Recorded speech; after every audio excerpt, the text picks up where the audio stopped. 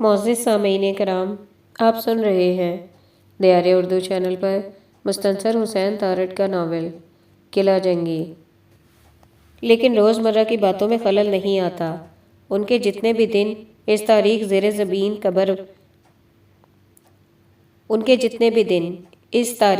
زیر زمین قبر نما تہہ خانے میں گزرے تھے تو ایک پکنک تو نہ تھے، لیکن اس دوران وہ ایک دوسرے سے آگاہ ہوئے تھے، اتنے قریب آ گئے تھے جیسے ایک ہی ماں کی کوکھ سے جنم لیا ہو، اکٹھے یہیں اسی تہہ خانے میں پلے بڑے ہوں، بچپن کے بعد جوانی بھی یہیں گزاری، اور اب موت کی منتظری بھی یہیں تھی کہ اب بلکہ آج۔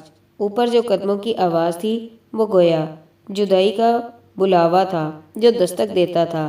یہ جدائی آخری اور مکمل ہونی تھی۔ وہ اسی سمجھوتے کی کیفیت میں لاچار، اسی آخری جدائی کے خیالوں میں تھے جب پانی آ گیا۔ پہلی تو تیسری سیڑھی پر دھوپ ٹھہری ہوئی تھی، اس میں ایک چمک سی پیدا ہوئی، اور پھر ایک مدھم بہاؤ سیڑھیوں سے اترنے لگا۔ ایک نا آشنا سرسراہٹ نیچے اندھیرے میں آئی اور ان کے آس پاس پھیلنے لگی۔ پانی بیگ جہاں تھا وہاں اس نے اپنے بدن کے آس پاس ایک سرد سیال کو بہتے اور گلاہٹ کو چوتے محسوس کیا۔ سیڑھیوں پر سے ایک آبشار اتر رہی تھی اور تہہ خانے کو بھر رہی تھی۔ پانی کے ریلے امڈے چلے آتے تھے اور ان کے اندھیرے میں گرتے تھے۔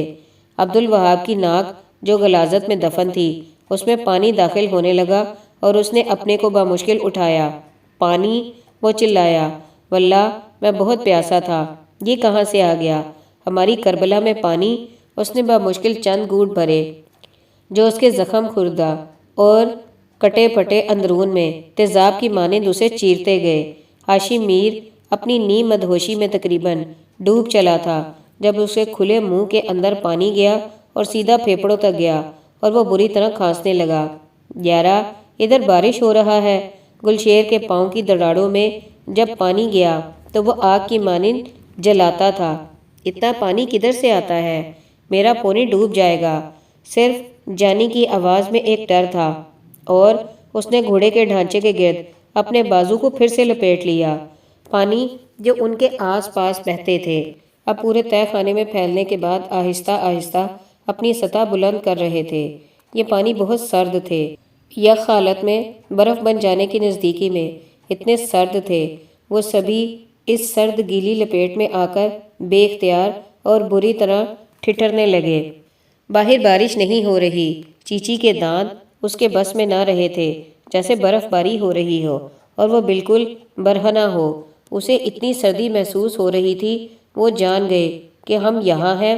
انہیں شک ہو گیا ہے کہ اس تہہ خانے میں کوئی ہو سکتا ہے، اور انہوں نے یہ چیک کرنے کے لیے کہ کوئی یہاں ہے یا نہیں پانی چھوڑ دیا ہے، لیکن یہ نرا پانی نہیں، اس میں موت جیسی سردی گھلی ہے۔ میرے گاؤں کی کسی ندی کا پانی موسم سرما میں بھی اتنا یک نہیں ہوتا۔ وہ دیکھ نہیں سکتے تھے، صرف محسوس کر سکتے تھے کہ پانی لہجہ با لہجہ اونچا ہو رہا ہے، یہاں تک کہ پاؤں کو ڈھانپ کر وہ ٹخنوں سے اوپر ہو رہا ہے، اور وہ ایک نیم مردہ ویل کی مانند اس میں ہولے ہولے اپنے آپ کو بچانے کی خاطر پھڑکتے ہیں۔ ادھر اتنا پانی تو نہیں ہوتا یارا۔ گلشیر بھی بری طرح کانپ رہا تھا۔ ٹینکر تو نہیں لے کر آ گیا؟ ٹینکر؟ ہاشم کی آواز آئی۔ بس وہی تھا۔ پچھلی رات کچھ دیر کے لیے میرے کانوں میں کسی انجن کی گرر گرر کا ہلکا سا شور آیا تھا۔ میں نے سوچا ہوا ہے اور بہت تیز ہے اور میرے کانوں کو دھوکے میں ڈالتی ہے۔ بس وہی تھا۔ انہوں نے آج نہیں جانا، پہلے سے جانتے ہیں کہ ہم یہاں چھپے بیٹھے ہیں، اس لیے انہوں نے ہمیں باہر نکالنے کے لیے یا ڈبونے کے لیے اتنا ڈھیر پانی چھوڑا ہے۔ نہیں، بیگ بولا، انہیں صرف شک ہے۔ وہ تہہ خانے میں اترنے سے پیشتر تسلی کر لینا چاہتے ہیں کہ یہاں کوئی نہیں۔ اگر انہیں ہماری موجودگی کا یقین ہوتا تو وہ اندر گرنیڈ یا راکٹ پھینکتے۔ اگر وہ اسی حالت میں پڑے رہتے جس میں وہ تھے تو تھوڑی دیر بعد ہوا کی بجائے پانی ان کے نتھروں میں جانے لگتا۔ انہیں بہر طور اٹھنا تھا۔ وہ جیسے بھی اٹھے بار بار گرتے، پھر سنبھلتے، کبھی کھانستے، اگوتے کھاتے، اٹھے اور اٹھ کر بیٹھ گئے۔ پانی ٹخنوں سے بھی بہت اوپر ہو رہا تھا اور اس کی برف سردی ایک سرد آری کی مانند ان کے اتنے حصے کو کاٹ رہی تھی۔ خانہ خراب، تو ہمیں برف کر کے مار دے گا، کیا کرے گا؟ اب نہ کوئی بھوک تھی اور نہ پیاس، اور نہ ہی کسی زخم کی ٹیسیں، اور نہ کسی کلسٹر بم کا کوئی آہنی ٹکڑا یا گولی جو ان کے بدن میں بسی ہوئی تھی۔ بس اس ناگہانی سرد اور گیلی آفت سے بچاؤ کی کوشش تھی۔ پانی گھٹنوں سے بھی اوپر ہونے لگا اور انہیں کھڑے ہو جانے پر مجبور کر دیا۔ بہت سہجے سہجے پانی بلند ہوتا رہا۔ وہ ایک عرصے سے گھسٹتے رہے تھے، تہہ خانے کی غلاظت میں رینگتے رہے تھے۔ بہت ہوا تو دیوار کے ساتھ ٹیک لگا لی، لیکن یوں سیدھے اپنے پاؤں پر کم ہی یوں کھڑے ہوئے تھے جیسے اب تھے۔ اس کے سوا اور کوئی سبیل نہ تھی۔ پانی جب کمر تک آیا تو شام ہو رہی تھی۔ شام ہوئی تو سیڑھیوں پر سے اترتی آبشار کے ریلے یکدم تھم گئے۔ اتنا پانی انہیں ڈبونے کے لیے کافی تھا۔ سب کے سب ٹھٹرے ہوئے نیم منجمد حالت میں اپنے پاؤں پر کھڑے رہنے، پانی میں استادہ قائم رہنے کی صحیح کر رہے تھے، اور وہ لرز رہے تھے۔ یہ جانتے تھے کہ اگر وہ گر گئے تو دوبارہ کھڑے نہیں ہو سکیں گے اور ڈوب جائیں گے۔ گلشیر کے دونوں ہاتھ فضا میں بلند کلاشنکوف تھامے ہوئے اکڑ چکے تھے۔ یارا کبھی سوچا بھی نہ تھا کہ برف ہو کر مرے گا یا پانی میں ڈوب کر شہید ہوگا۔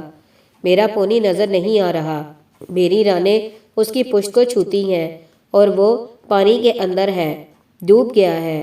ڈوب تو اپنا اللہ بخش بھی گیا ہے جانی، اور تم ایک مرے ہوئے گھوڑے کا فکر کرتا ہے۔ یہ انگریز لوگ بے شک مومن ہو، جہاد کرے، پر اس کی عقل مختلف رہتا ہے۔ ادھر ایک مسلمان بھائی مرا پڑا ہے تو اس کا کچھ غم نہیں کہ اس کا لاش پانی میں خراب ہوتا ہے، گھوڑا کا فکر کرتا ہے۔ گلشیر کے لہجے میں سرد تلخی تھی۔ چلو اچھا ہے کہ گھوڑے کا گوشت نرم ہو رہا ہے خان صاحب، بیگ نے اس کی تلخی کو محسوس کرتے ہوئے کہا، اور اپنے آپ میں مسکراتے ہوئے کہا، ہم یہاں اس پانی میں زیادہ دیر کھڑے نہیں رہ سکتے۔ وہاب بولا، اگر ہم ذرا ہمت کر کے آہستہ آہستہ چلتے سیڑھیوں پر جا بیٹھیں تو۔ سیڑھیاں کتنی باقی رہ گئی ہیں، اور اوپر پانی سے بلند ان سیڑھیوں پر بیٹھتے ہوئے ہم ان کو صاف نظر آ جائیں گے اور بطخوں کی طرح مارے جائیں گے۔ یار بطخیں اتنے سرد پانی میں کیسے رہ لیتی ہیں؟ کسی بطخ سے پوچھ کر بتاؤں گا۔ یہ فکرہ اس قسم کی صورتحال میں صرف بیگ ہی کہہ سکتا تھا، اور اسی نے کہا، ویسے سنا ہے کہ 4 بطخوں کا خوشی سے کوئی تعلق نہیں، کیا یہ سچ ہے؟ کیا باہی تباہی بک رہے ہو ہاشم؟ بیگ اس کی ذہنی حالت کی ابتری پر فکر مند ہو گیا۔ نہ یہاں بطخیں ہیں اور نہ کوئی خوشی اور نہ کوئی سچ۔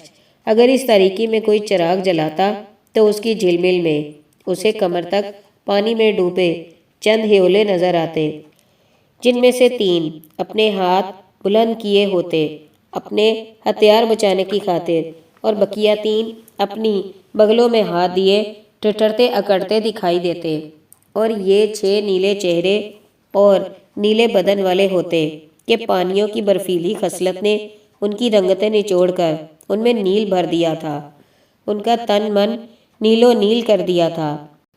شام کے سرمئی نقشے پا پر اپنے سیاہ پاؤں دھرتی رات آ چکی تھی۔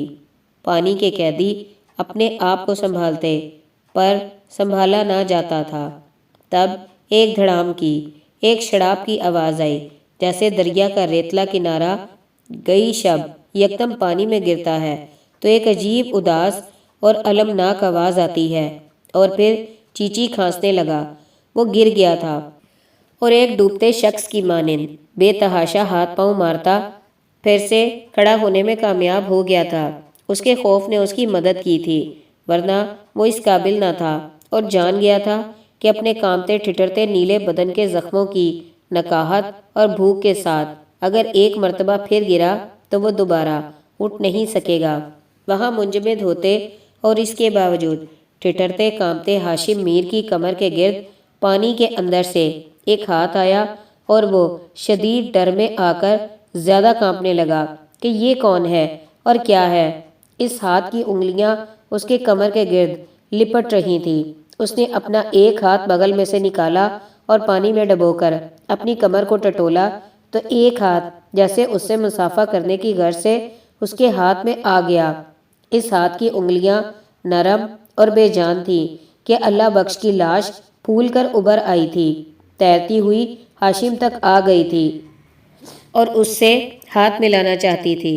ہاشم ٹھٹک کر اور ڈر میں گرفتہ اس سے پرے ہوا، اسے ذرا دھکیلا تو وہ ڈوبتی ابھرتی بیگ کے جسے سے جا ٹکرائی۔ یہ تم ہو ہاشم؟ نہیں، یہ اللہ بخش ہے۔ وہ تو مر نہیں گیا تھا یارا؟ گلشیر چونکا، اس کی لاش پانیوں میں تیرنے لگی ہے، ذرا انتظار کرو خان صاحب، ابھی تم تک بھی آ جائے گی۔ کیا بے حرمتی ہے یارا، ہمارا مسلمان بھائی کا لاش بے گور و کفن ادھر پانی میں تیرتا پھرتا ہے۔ بے شک یہ تہہ خانے کا کھانا برباد ہو جائے، پر صبح اس بھائی کو اٹھا کر اوپر قلعہ جنگی کے صحن میں ڈال آئے گا، صبح تک ہم مر چکے ہوں گے۔ آ گیا ہے یارا، آ گیا ہے، گلشیر کو جیسے بچھڑا یار مل گیا ہو، ادھر آ گیا ہے ہمارا بھائی۔ میں نے اس کا ہاتھ پکڑ لیا ہے اور اسے ادھر ادھر خجل خوار نہیں ہونے دوں گا۔ میرا انگلی میں اپنا انگلی ایسے پھنساتا ہے جیسے زندہ ہو، وہ زندہ نہیں، ہم مردہ ہو چکے ہیں۔ کچھ دیر خاموشی رہی، پانی کی ٹھنڈک میں بے تدریج اضافہ ہوتا رہا اور اس تناسب سے ان کے بدن مزید سرد ہوتے رہے۔ یارا، اللہ بخش کو میں چھوڑتا ہوں۔ ایک ہاتھ میں ہتھیار اوپر کیا ہوا ہے اور دوسرے ہاتھ میں اس کو پکڑا ہے تو مشکل ہو رہا ہے۔ وہاب بھائی، آپ بیکار کھڑا ہے، بغلوں میں ہاتھ دے کر تو تم اسے سنبھال لو یارا، بھیج دو ادھر۔ گلشیر نے اللہ بخش کی لاش کو نہایت پیار سے، جیسے بچے کو تھپکی دیتے ہیں، اس سمت دھکیلا جدھر سے وہاب بولا تھا۔ وہ اللہ بخش پانی میں تیرتے ایک ٹھنڈے شتیر کی مانند اس کی کمر سے جا لگا۔ وہاب نے پانی میں ٹٹول کر اس کا ہاتھ دریافت کیا اور تھام لیا۔ اوپر مکمل سکوت تھا، کوئی بھی نہ تھا، پانی چھوڑنے والے بھی نہیں تھے۔ وہ مزار شریف کو واپس جا چکے تھے، اپنے اپنے گھروں کی چوکھٹ کے اندر، جہاں آتش دانوں میں آگ جلتی تھی۔ اگر ان میں سے کوئی ایک ابھی تک اوپر تھا اور تہہ خانے کے باہر شست لگائے تاک میں بیٹھا تھا تو وہ بھی شاید سو چکا تھا، اس اطمینان کے ساتھ کہ اول تو اتنے روز تک بغیر خوراک کے کسی ذی روح کا زندہ بچنا ممکن نہ تھا، اور اگر کوئی ایسا بچا کچا ڈھیٹ رہ بھی گیا تھا تو وہ کب کا پانیوں کے اس ریلے میں ڈوب چکا ہوگا۔ اگر زندہ ہوتا تو دہائی دیتا باہر نہ آ جاتا۔ وقت گزر رہا تھا، وہ مر چکے تھے یا زندہ تھے، کون جانتا تھا، سوائے اس کے جو ان کی شہرک سے بھی زیادہ قریب تھا۔ وہ جانتا تھا کہ ان کی نبضیں چل رہی ہیں، کہ وہی انہیں چلا رہا تھا۔ تاریکیوں کے سمندر میں 6 جزیرے ابھرے ہوئے تھے اور ساکت تھے۔ گھوڑے کا ڈھانچہ کبھی جزیرہ بنتا تھا، یعنی سطح آب پر نمودار ہوتا تھا، اور کبھی ڈوب جاتا تھا، اور اللہ بخش تھا جسے وہاب نے تھام رکھا تھا، اور وہ بھی ڈوبتا ابھرتا رہتا تھا۔ 6 جوگی تھے جو اس تاریک گفا میں دونی رمائے کھڑے تھے، ان کا ٹھٹرنا اور کانپنا بھی موقوف ہو چکا تھا، اور وہ سردی میں نیلو نیل ہوئے ساکت اور منجمد سے ہو چکے تھے۔ رات ہو چکی تھی، چاندنی مکر چاندنی کی بناوٹ اور اس کا دھوکہ سیڑھیوں پر براجمان ان کو دیکھتا تھا، شاید آخری بار دیکھتا تھا۔ رات کا کوئی پہر تھا، کون سا پہر تھا؟ اس کا ریکارڈ صرف ملک الموت کے رجسٹر اندراج میں تھا۔ نہ صرف پہر بلکہ وہ ساتھ، وہ گھڑی بھی درج تھی، اور اس ساتھ عبدالوہاب کی کل ہمت، ساری سکت اس کی یک بستہ ہڈیوں اور زخموں اور بھوک کو یکدم خالی کر گئی۔ ہر انسان چاہے وہ ایک تصور کامل پر کتنا ہی یقین کیوں نہ رکھتا ہو، کیمبرج کا تعلیم یافتہ کیوں نہ ہو، ابو نواز اور امراء القیس کی شاعری کا کتنا ہی دل دادا کیوں نہ ہو، بالآخر ڈھہ جاتا ہے۔ وہ عبدالوہاب ابھی کھڑا تھا اور ابھی پانی میں گر گیا، اس نے کوئی تگ و دو نہ کی۔ شاید وہ اس یک بستہ بھوکی ایستادگی میں ہی مر چکا تھا، اور اب جا کر اس ساعت میں جو ملک الموت کے رجسٹر میں درج تھی، وہ پانی میں گرا تھا۔ اس نے کوئی تگ و دو نہ کی، ہاتھ پاؤں نہ مارے، ایک منجمد پتھر کی مانند پانی میں ڈھہ گیا اور پھر نہیں ابھرا، اور اتنی آہستگی سے گرا کہ پانیوں کو بھی خبر نہ ہوئی کہ کوئی ان میں گرا ہے۔ پانیوں کو تو کیا، اس کے ساتھیوں کو بھی خبر نہ ہوئی کہ وہ اب ان میں نہیں۔ وہی رات تھی، مسلسل تھی، اسی رات کا ایک اور پہر تھا۔ سویر کی نزدیکی میں کوئی پہر تھا، اور یہ پہر تھا، اور یہ سات بھی کہیں درج تھی۔ فیصلہ ہو چکا تھا کہ پہر کون سا ہوگا، کون سی سات ہوگی۔ جب ابو طالب کا جمع ہوا وجود بہت آہستگی سے ایک ڈوبتی کشتی کی مانند دھیرے دھیرے پانی میں غائب ہو گیا، یہ وجود کبھی کیسے قیاس کر سکتا تھا کہ اس کی قبر پر عقاب پرواز نہیں کریں گے، اور وہ کسی جھرنے، کسی چٹان کی گود میں دفن نہیں ہوگا، اسے پانی کی موت آئے گی۔ اس جزیرے کے ڈوبنے کا احساس بھی کسی اور ساتھی جزیرے کو نہ ہوا ہوگا کہ وہ بھی خاموشی سے پانی میں اتر گیا تھا۔ جو کھڑے تھے وہ بول نہ سکتے تھے، بولنے کی صحیح کرتے تو ان کے دانت کٹکٹانے لگتے اور ان کے ہونٹ کٹتے تھے۔ انہیں علم ہی نہ ہوا کہ اب وہ صرف چار ہیں۔ سویر ہوئی، ایک اور سویر ہوئی، اور جب وہ سویر ہوئی، دھوپ پہلی سیڑھی پر آئی تو وہ سیڑھی ابھی تک گیلی تھی، تو اس نے دھوپ نے نیچے تہہ خانے کی تاریکی میں جھانکا تو وہاں پانی پر 3 ایسی کشتیاں تھیں جو پھول کر ابھر چکی تھیں اور ڈبکتی، ابھرتی، تیرتی تھیں۔ گرشیر کے برفیلے پتھر پپوٹے کھلے تو تیسری سیڑھی پر اتر چکی دھوپ کی ہلکی روشنائی میں اس نے ان تینوں کو اپنے آس پاس تباہ شدہ جہاز کے تختوں کی مانند پانی پر تیرتے دیکھا۔ اس کی انگلیاں لبلبی پر جم چکی تھیں، اس کے لوہے کے ساتھ چمٹ چکی تھیں۔ اس نے کوشش کی کہ وہ انہیں وہاں سے الگ کر کے ان تینوں کو نہ سہی چیچی اور وہاب کو ذرا ٹٹول کر دیکھے تو سہی کہ ان میں کہیں زندگی کی کوئی رمق موجود ہے کہ نہیں، کہیں وہ شگل کے طور پر تو یوں ہی ڈوبتے ابھرتے موج میلہ نہیں کر رہے، وہ انہیں مردہ سمجھ بیٹھا ہو۔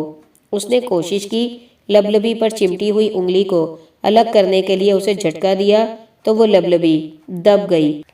تہہ خانے کے اندرون میں اتنے زور کا دھماکہ ہوا کہ وہ 3 لاشیں بھی ایک لمحے کے لیے ٹھٹک سی گئیں۔ گھوڑے کی توتنی پانی سے یکدم باہر آئی، اور اگر اس میں جان ہوتی تو وہ یقیناً اس یکدم دھماکے سے خوف زدہ ہو کر ہنہناتی۔ دھماکے کی گونج تا دیر پانی کی سطح اور تہہ خانے کی چھت کے بوسیدہ شتیروں کے درمیان بھٹکتی رہی۔ بھٹکتی ہوئی تہہ خانے میں سے سیڑھیاں طے کرتی اوپر گئی اور قلعہ جنگی کے کچے صحن میں پہلی دھوپ میں اکڑتے، مسخ شدہ، بو دیتے، گلتے سڑتے پیکروں پر سے گزرتی، ہو سکتا ہے کہ مزار شریف تک چلی گئی ہو، یہ اعلان کرتی کہ کوئی ہے، کوئی ہے، کون ہے؟ اس تہہ خانے میں کوئی ہے جہاں کسی کا ہونا ممکن نہ تھا، وہاں کوئی ہے۔ اس ناگہانی اور یک لخت دھماکے نے جہاں کئی روز کی مکمل خاموشی کی دھجیاں بکھیر دی تھی، وہاں ہاشم میر، مرتضیٰ بیگ، گلشیر اور جانی واکر کے منجمد شدہ تقریباً مر چکے جسام پر بھی اثر کیا، اور وہ پانی میں کھڑے کھڑے یکدم اپنے زندہ ہونے کے احساس سے جا ٹکرائے۔ اوئے نامراد پٹھان! بیگ اس منجمد ناتوانی میں جتنا بھی چیخ سکتا تھا، ایک بیٹھی ہوئی سرگوشی میں چیخا، یہ تم نے کیا کیا خانہ؟ فائر کر دیا؟ نہیں، گلشیر کی آواز مردہ تھی، یارا جان بوجھ کر نہیں کیا۔ انگلی لبلبی پر چمٹ گیا تھا، الگ کرنے کی کوشش میں دب گیا۔ تو یارا یہ فائر میں نے نہیں، تقدیر نے کیا ہے، فنا نے میرا انگلی زبردستی دبایا ہے، میں نے نہیں دبایا، تم قسم لے لو۔ اب وہ جان جائیں گے کہ یہاں ہم ہیں اور زندہ ہیں، تو اچھا ہے یارا، جان جائیں، یہ تماشا تو ختم ہو، یہ مداری کا تماشا ختم ہو جائے تو اچھا نہیں ہے۔ خام خواہ ادھر پانی کی قید میں برف کا جزیرہ بنتا ہے، تو بہتر نہیں ہے کہ تماشا ختم ہو اور وہ جان جائے کہ ہم یہاں ہیں۔ ان میں جتنا بھی دم تھا اسے سادے ہوئے وہ چپ کھڑے رہے، اور پھر کچھ ساعتوں کے گزرنے پر جانی کی پرمسرت آواز آئی، مجھے لگتا ہے میرا پونی بھی پھول کر اب پانی پر تیرنے لگے گا، میں اس کو تھپک سکوں گا۔ شٹ اپ جانی، مرتضیٰ بیگ بیٹھی ہوئی آواز میں بولا۔ پانی پر ابھی تک 3 لاشیں، چند ڈرم اور کارٹن تیر رہے تھے، ان کے درمیان گھوڑے کا سر ابھرنے لگا۔ گلشیر کے فائر کے دھماکے کی آواز اگرچہ تہہ خانے میں سے نکل کر مزار شریف تک مار کر چکی تھی، اور شاید بلخ کے کھنڈروں میں براجمہ پارسی بوڑھے کی آگ کو ذرا تھرتھرایا بھی تھا، لیکن اس کا کچھ حصہ ابھی تک تہہ خانے کے اندر گونج رہا تھا۔ یہ بھی ممکن ہے کہ کسی نے اس فائر کو نہ سنا ہو۔ باہر ان دنوں اتنے فائر ہوتے رہتے ہیں، اور ان میں ایک اور فائر شاید کسی نے نہ سنا ہو۔ نہیں ہاشم میر، یہ ایک فائر کبھی انسنا نہیں جا سکتا، کیونکہ وہ اسی ایک فائر کے منتظر ہیں، اور اس کی آواز میں ان کی مکمل فتح یہاں ہے، تو وہ اسے سن چکے ہیں۔ ابھی تک تو کچھ نہیں ہوا، اوپر کوئی بھی نہیں، قدموں کی چاپ بھی نہیں۔ پہلے تو انہیں شک تھا، اب یقین ہو گیا ہوگا، اس لیے وہ باتیں کرتے سیر کرتے نہیں، خاموشی سے دبے پاؤں آئیں گے، چاپ نہیں سنائی دے گی۔ انہوں نے اللہ بخش کا ماتم تو بہت کیا تھا، لیکن وہ پہلی موت تھی۔ لیکن وہاب اور ابو طالب کے رخصت ہونے پر وہ آپ دیدہ بھی نہ ہوئے کہ ان کے آنسو برف ہو چکے تھے، وہ خود مردہ ہو چکے تھے، اور صرف فائر کی آواز نے انہیں ایک بار پھر زندگی میں دھکیل دیا تھا۔ وہ دونوں ان کے آس پاس تھے، ڈوبتے ابھرتے، کبھی ان کے پانی میں غرق بدنوں کے کسی حصے سے چھوتے، لیکن اس کے باوجود انہوں نے ان دونوں کا سوگ نہ منایا کہ وہ اس حقیقت کو قبول کر چکے تھے کہ بس یہی ہونا تھا، بلکہ ان کے لیے بہتر ہوا کہ وہ یوں چپکے سے پانی میں ڈھہ کر آزاد ہو گئے۔ ان چاروں کے بچے کچے، زخم خوردہ، نیلے پڑ چکے بدن اب انسانی ضرورتوں اور حسیات سے ماورا ہو چکے تھے، کیونکہ وہ انسان نہیں رہے تھے۔ نہ کہیں بھوک تھی اور نہ پیاس، نہ ہی کوئی اذیت یا سردی کا احساس۔ وہ کمر تک آئے سرد پانی میں بت بنے بغیر کسی کوشش یا تردد کے پتھر ہو چکے تھے۔ دوپہر ہو گئی، اوپر ابھی تک خاموشی تھی، کوئی نہ تھا، البتہ گلتی سڑتی لاشوں پر سے جو ہوا سرسراتی گزرتی تھی، اس کی ہلکی سی آواز سیڑھیوں سے اتر کر پانیوں پر تیر جاتی تھی، اور اس کے سوا اوپر کوئی نہ تھا۔ دوپہر ہو گئی، پھر ڈھلنے لگی۔ پانی میں ایستادہ بت نہ کسی دوپہر میں تھے اور نہ کسی رات میں، وہ سناٹے کے کسی موسم میں گم بے جان تھے۔ دھوپ اٹھنے لگی، تیسری سیڑھی سے اٹھ کر دھوپ پہلی سیڑھی پر جا ٹھہری، کسی ایک گھڑی، کسی ایک ساتھ، جب وہ چاروں ایک دوسرے کے وجود سے بھی نا آشنا تھے، سناٹے کے کسی موسم میں گم تھے، اتنے کہ اگر اس لمحے ان کے سامنے ان کا کوئی عزیز، ایک ماں یا باپ بھی آ کھڑا ہوتا تو انہیں احساس تک نہ ہوتا اور نہ وہ اسے دیکھتے۔ تب کسی ایک گھڑی، کسی ایک ساتھ میں پہلی سیڑھی پر دو بھوت آئے اور ایک سایہ پڑا، اور پھر اس کے ہاتھوں میں سے ایک آتش وجود نکلا، اور تہہ خانے کے اندر پل بھر کے لیے اتنی چکا چوند روشنی ہوئی جیسے کوئی بارات آ گئی ہو، اور پھر ہر شے کو پھاڑ دینے والا ایک دھماکہ اس روشنی کے بجھتے ہی بلند ہوا۔ اس آتشی وجود نے پانیوں کو ادھیڑ ڈالا، ان کے اندر گھوڑے کے ڈھانچے کے پرخچے اڑا دیے، اور اس کی تھوتنی اس سے الگ ہو کر کچھ دیر کے لیے فضا میں معلق ہوئی اور پھر پانی میں گر گئی۔ جانی نے جیسے کچھ بھی نہ سنا ہو۔ اس کے سامنے سینکڑوں شرارے سے چھوٹے، لیکن اس نے انہیں بھی نہ دیکھا ہو۔ اس نے صرف گھوڑے کی تھوتنی کو بقیہ ڈھانچے سے الگ ہو کر اپنے قریب گرتے دیکھا، اور اسے تھپک کر بولا، پونی، پہلے کہ فوراً بعد دوسرا آتشی وجود فائر ہوا۔